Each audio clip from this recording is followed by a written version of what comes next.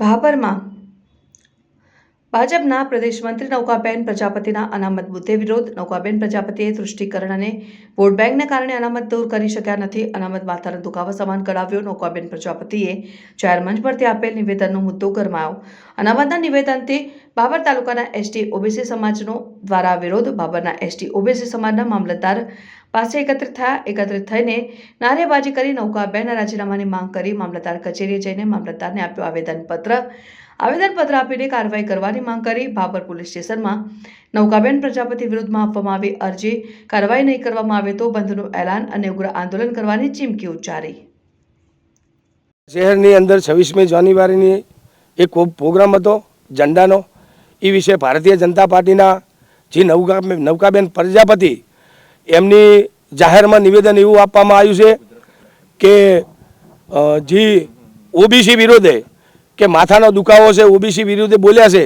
નૌકાબેનને કોઈ મગજ શક્તિ નથી કે જે ભારતીય જનતા પાર્ટીના જે આગેવાનો છે અત્યારે ધારાસભ્ય હોય કે સંસદ સભ્ય હોય એ ઓબીસીના મતથી જ ધારાસભ્ય અને સંસદ સભ્ય બન્યા છે.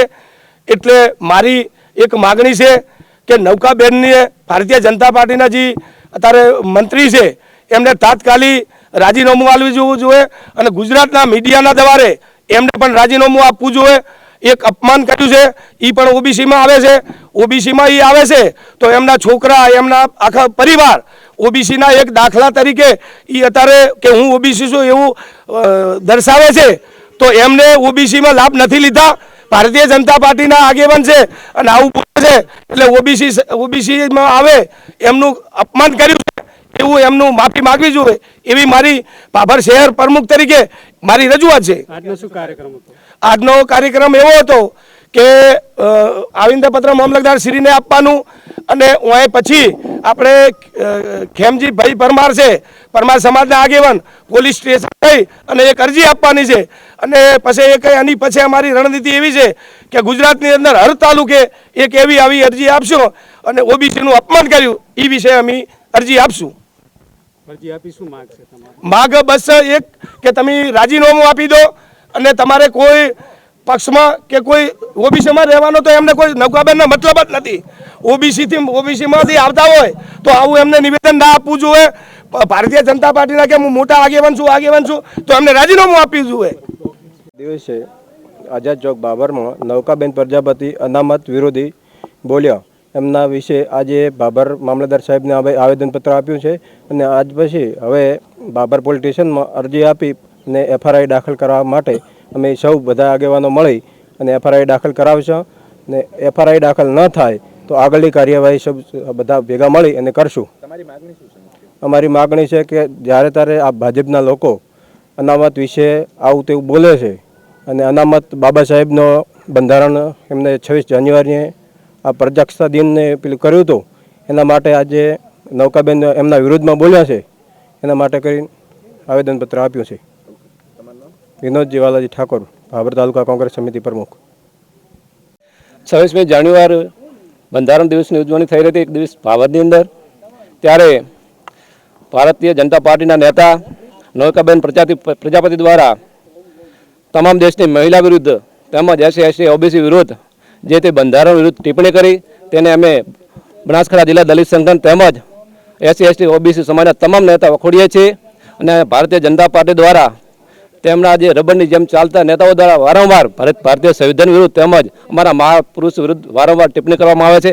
આવી ટિપ્પણીઓ ના કરવા માટે અમે ખાસ એમને ઘણીવાર કાર્યક્રમો આપેલા છે પણ તેથી વધારે કાર્યક્રમ બોલવાથી અમે એમને ચેતવણી આપીએ છીએ કે ભારતીય જનતા પાર્ટીના જે નેતાઓ ભારતીય સંવિધાન વિરુદ્ધ આ દેશની તમામ મહિલા વિરુદ્ધ ટિપ્પણી કરી રહ્યા છે એમણે રાજીનામું આપવું જોઈએ. અને અત્યારે અમે ભાભર મામલતદાર કચેરીએ એમના વિરુદ્ધમાં એક આવેદનપત્ર આપ્યો છે. તેમ આવેદનપત્ર દ્વારા કહેવામાં આવે કે પ્રશાસન દ્વારા આવા લોકોને જ્યાં સુધી બોલવાની અંદર જે બોલી રહ્યા છે એમને પ્રશાસન દ્વારા જે ભારતીય બંધારણ મુજબ જે કટાક્ષ કર્યો છે એના વિરુદ્ધમાં કાયદેસરની કાર્યવાહી કરવામાં આવે અને કાર્યવાહી નહીં કરે તો આવનારા સમયમાં બનાસકાંઠા જિલ્લા દલિત સંગઠન તેમજ એસસી એસટી ઓબીસી અને તમામ સામાજિક મુવમેન્ટ સાથે જોડાયેલા તમામ લોકોને એસસી એસટી ઓબીસીના તમામ લોકો ઉગ્ર આંદોલન કરશે. આંદોલન કરતા કોઈ પણ પ્રકારની ગુનાહિત પ્રવૃત્તિ થશે તેની સંપૂર્ણ જવાબદારી ભારતીય જનતા પાર્ટીના નેતા નૌકાબેન તેમજ આ પ્રશાસનની રહેશે.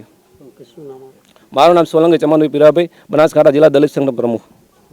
નૌકાબેન પ્રજાપતિએ વારંવાર બાબા સાહેબનું બદનામ કરે છે અને વારંવાર બાબા સાહેબને સંસદની અંદર અમિત શાહજી બોલ્યા, બાકી રહી જતું તો નૌકાબેન બોલ્યા. માફી માગવાના બદલે તો અત્યારે ફોન બંધ કરીને બેઠા છે. 24-48 કલાકમાં માફી નહીં માગે ને તો અમે બનાસકાંઠા બંધનું એલાન પણ આપીશું અને ભૂખ હડતાળ ઉપર ઉતરીશું અમે. બરોબર, આવી અમારી માગણી છે. 24 કલાકની અંદર હોદ્દા ઉપર છે એના બધી રાજીનામું આપે અને બજારની વચ્ચે આવી અને પત્રકાર ભરોસે બોલાવી અને માફી માગે, એવી અમારી માગણી છે દલિત સમાજ સમિતિ. અમે રજૂઆત એ લઈને કે બાબા સાહેબનું વારંવાર અપમાન કરે છે, બંધિયારણ ઉપર હાથ નાખે છે. ઉપરથી કયા નેતા એમને ઈશારો કર્યો તો એ દિવસે 26મી જાન્યુઆરીએ તાર આટલું બધું નૌકાબેનને બોલવું પડ્યું છે? આના માટે જે અમારે કાયદેકીય કાર્યવાહી કરવી પડશે એ કરીશું. અમે હાઈકોર્ટ સુધી જશું. અત્યારે અહીંથી મામલતદાર સાહેબને આવેદન પત્રક આપ્યું છે, એફઆઈઆર કરાવીશું. એફઆઈઆર કરીને અમને જવાબ 24-48 કલાકમાં નહીં મળે તો અમે બાબર બંધનું એલાન પણ આપીશું, બનાસકાંઠા બંધનું એલાન પણ આપીશું. ખેમાભાઈ શંકરભાઈ પરમાર, દલિત યુવા આગેવાન.